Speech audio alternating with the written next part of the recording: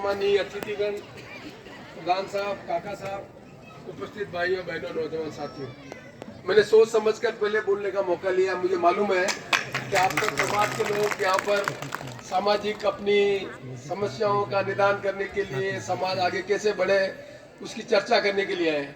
और मैं आज खास तौर से किशन जी को धन्यवाद देता हूँ कि मुझे प्रतिभा सम्मान समारोह में बुलाया, इसलिए मैं आपके बीच में आया। शंकर जी कितने साल से जानते मेरे को? 57 से नहीं जानते हैं। मैं आज याद दिलाता हूँ।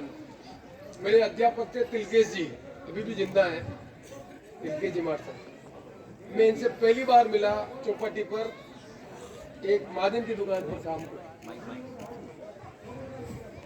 रिश्तेदार के बाद आधाकम। मैं तो बताऊँ RS ऑफिसर की रिटायर हुए हैं, तो मुझे बहुत खुशी होती है कि मैंने इनको स्कूल से पढ़ते हुए देखकर आज एक रिटायर RS ऑफिसर के रूप में देख रहा हूँ, तो मुझे बहुत खुशी होती है। और मैंने एक शंकर जी को देखा, खाली समाज के इतने लोग हैं, मैंने एक शंकर जी को देखा, वो RS ऑफिसर बने। तो मेरे को लगा कि नहीं, मुझे इस समाज में बीच में जाना चाहिए और ये समझाना चाहिए कि इस देश में जो हमने देश आज़ादी प्राप्त की है, क्यों इस देश में हमने वोट का राज लाया। जब तक हम समाज के लोग जिनकी संख्या कम है, क्योंकि लोकतंत्र में जिसका बहुमत होता है वो सत्ता में आता है। लोकतंत्र में राजनीतिक पार्टियां भी जिनकी ज्यादा संख्या होती है उनके लिए ज्यादा अच्छा काम करती है, उनकी प्राथमिकता वो होती है। जिनकी संख्या कम होती है उनकी प्राथमिकता नीचे हो जाती है। ये राजनीतिक कोई भी पार्टी हो, कोई भी देश में लोकतंत्र हो, उसमें वोट के राज में मोटी चीज ये है कि हम किस तरह से इस व्यवस्था के अंतर्गत आगे बढ़कर अपने समाज को आगे बढ़ाएं। ये खूबी समाज में होनी चाहिए। यदि समाज में ये खूबी नहीं है तो संसदीय लोकतंत्र में आज देश आजाद हुए 70 साल से ऊपर हो गए, 75 साल मना रहे हैं। 75 साल पहले भी समाज था, आगे भी समाज रहेगा। 75 साल पहले भी सामाजिक व्यवस्था में समाज कोई काम करता था, कर रहा है। पर समाज में 75 साल में जो बदलाव हुआ उसको लोकतंत्र में समझना चाहिए। इस देश में जिस समाज ने शिक्षा के बारे में जागरूकता लाए, वो समाज तेज गति से आगे बढ़ा। अब नए जमाने में, जो आज नया जमाना, कोरोना के बाद का नया जमाना है, जो नए जमाने की तस्वीर बदल रही है, उसको समझने की आवश्यकता है। इस देश में जो लड़का पढ़ा लिखा है, जिसको अंग्रेजी में कहते हैं स्कूलिंग, जिसने 12वीं तक पढ़ाई की, फिर 3 साल तक ग्रेजुएशन किया, 2 साल तक MA किया, जिन्होंने ये पढ़ाई की, स्कूलिंग की पढ़ाई की, जिसमें एक अध्यापक पढ़ाता है, क्लासरूम होता है, पढ़ता है, गांव का गरीब आदमी अपने बच्चे को पढ़ाता है। मैं BA करा रहा हूँ, वो हाथ का काम नहीं सिखाते। और वो पढ़े लिखे बच्चे आगे जाके नौकरी में जगह नहीं ले पाते हैं। माँ बाप को तकलीफ होती है, मैंने पढ़ाई लिखाई की, तकलीफ में रहा, मैंने बच्चे को BA करवाया, अब उसको नौकरी नहीं मिल रही। अब आप लोकतंत्र में समझने की आवश्यकता है कि ये जो व्यवस्था है, इस व्यवस्था के इतर भी एक व्यवस्था है। इस देश में अभी रीट का एग्जाम हुआ, कल पेपर लीक हो गया, सब बच्चे जानते क्या तकलीफ है।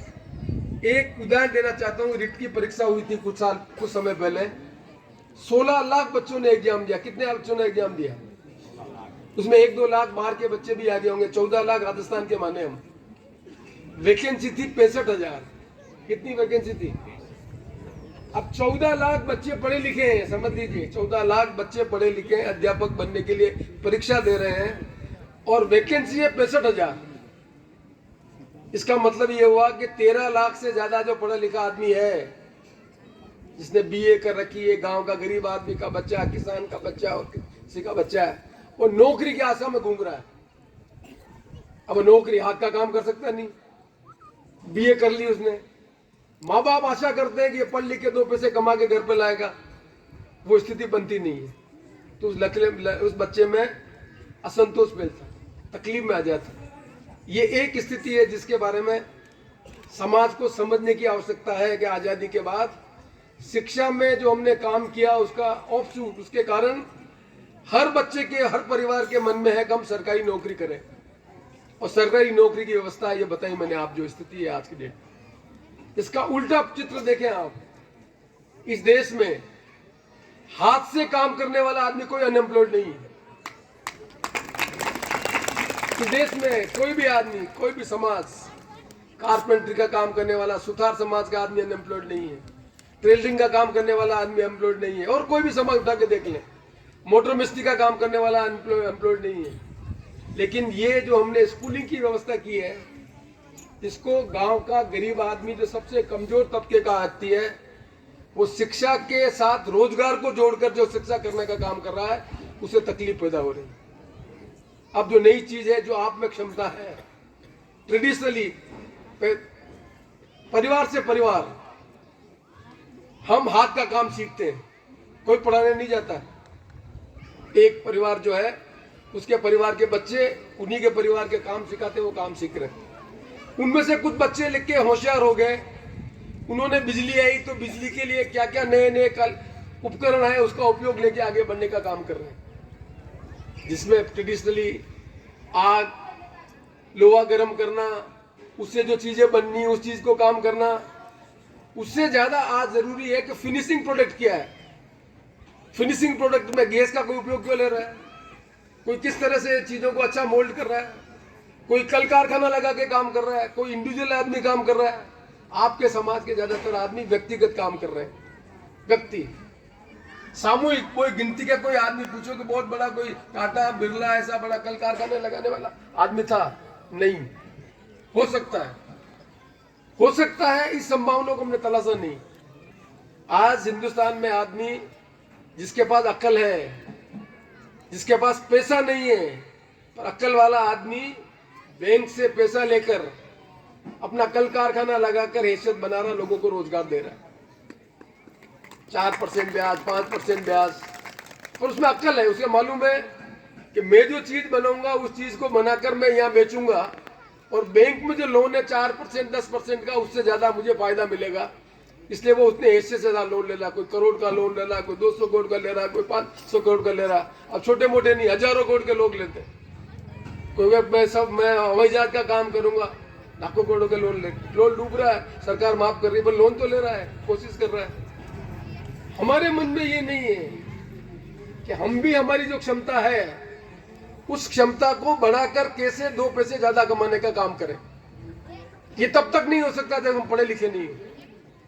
जब तक हम पढ़े लिखे नहीं होंगे, तब हमारी शिक्षा को हमारी हुनर है उसके साथ नहीं जोड़ेंगे, तब तक हम आगे नहीं बढ़ सकते। पढ़ाई कराकर हम नौकरी करने का काम करेंगे तो उसमें कुछ को नौकरी मिलेगी। अभी मैंने देखा, क्या लगेगा, सम्मान किसका किया किशन जी ने, 3rd ग्रेड का अध्यापक बना। संवाद किसका किया, अरे भाई 3rd ग्रेड का टीचर 75 साल में बन रहा है, हाकम एक शंकरलाल जी बन रहा है, तो समाज को आगे बढ़ने में कितना साल लगेगा, कभी हिसाब किताब लगाया अपन ने। इसलिए समाज को, जो छोटा समाज है, उसको लोकतंत्र में कुछ चीजें समझनी पड़ेगी कि हम बच्चे को कितना पढ़ाएं।